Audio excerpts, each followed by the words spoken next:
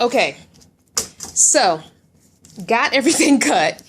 Oh, this was challenging. So I had to go online on my tablet to find the dimensions of the cover, because what I didn't realize, and maybe as you watched my other video, you realized it, I don't have an original page to mark the holes with.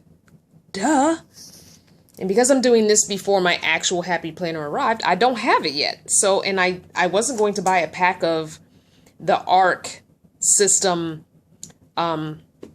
pages, because those were like $12 and $13. So just for a pack. And I'm like, no, I'm not going to do that, because that defeats the purpose of what I'm doing here. So I went online. I got the measurements for the cover online, and it's not much difference than a composition book. I mean, just very, very little. So I went ahead and used this as my template anyway, since it was pretty close in measurement size. But because I don't have a template to mark the holes, and I don't know how off I'm going to be with the holes, I also got the measurements for a page size.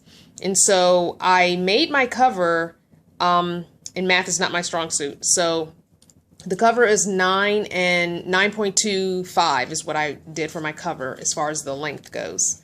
And so I took that and divided it by 9 and got this crazy long number that I couldn't figure out. So I measured according to the ruler and I counted out. And so anyway, took me a while, but I think I've got the spacing pretty close. So I'm going to show you what I have is I've got my ring. So this is my back cover. This is my front cover, all cut. Okay, and that's just the poster board paper. No pages in the middle. So I think what I'm going to do is I'm going to keep my vinyl uncut until I get the original Happy Planner that I ordered today. And so that'll be anywhere from 3 days to a week until I get that. So I'm not going to cut this awesome cover, because I don't want to mess up the measurements for the hole. So I'm going to set that aside until I get the original Happy Planner. And what I'll do is I will make a template of one of those papers out of some heavyweight cardstock that's been laminated, and that'll be my template, so that when I send the original Happy Planner back after I've Frankenstein my own, then I will always have an original template. So anyway, so I'm going to do the best I can with what I've got. So, so far this is working. You can see it's opening and closing fine. There are obviously no pages in it, but it seems to be opening and closing very nicely. And it's not laminated. Again, I don't have access to laminator today, but it will be laminated by the end of the week. And so I did, like I said, I did get the extra big rings, just because I know myself and I know I'm going to be adding lots of pages in. And I'm going to have my budget in there.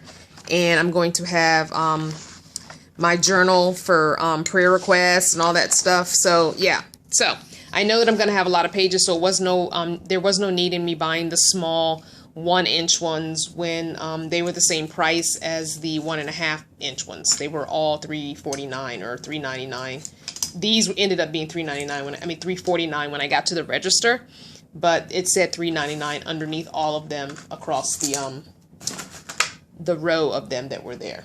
So now what I'm going to do, I think, is I'm going to use this grid paper from the dollar store, the quad ruled paper from the Dollar Tree. And now I'm going to use my calendar that I have on my tablet and make a month page for this month, which is February. Even though we are in the middle of February, I'm going to go ahead and start with February for my month page. And then I will just, for my week pages, I'll just do these last 2 weeks of February and then do the month page for March and then all 4 weeks of March. And I'm going to see how that goes. And the reason I got the quad paper and not just a regular line paper is because it would help me when I go to make the boxes for the dates, the week, in the week view and the month view. So I just thought it would be easier, because then basically I'm just tracing out boxes. Once I've got my measurement, I just trace out the boxes on here. So that's what I'm going to do. And I haven't decided if I'm going to cut the 3 holes off and then punch, or if I'm going to just go ahead and punch and leave the 3 holes in, because I think my punches come in between the holes a little bit. I don't think I have competing hole area, but we'll see if it looks weird, or I might even just cover that up. Although I don't have a lot of paper here with me. If I were at work, I have a ton of scrapbooking paper and all kinds of nice pretty stuff. That's why I didn't buy a lot. But maybe I'll put some paper on both sides with the double stick tape and then punch. Something like that. So I have a little edge on there. So that doesn't take away from the size, is what I'm saying. Because I don't want to take away from the size of the paper. So I'll come back after I've done the month of February in just the month, and then I'll do the week and like that. So like I said, this is going to be quite a few parts to this whole process. All right, I'll be back.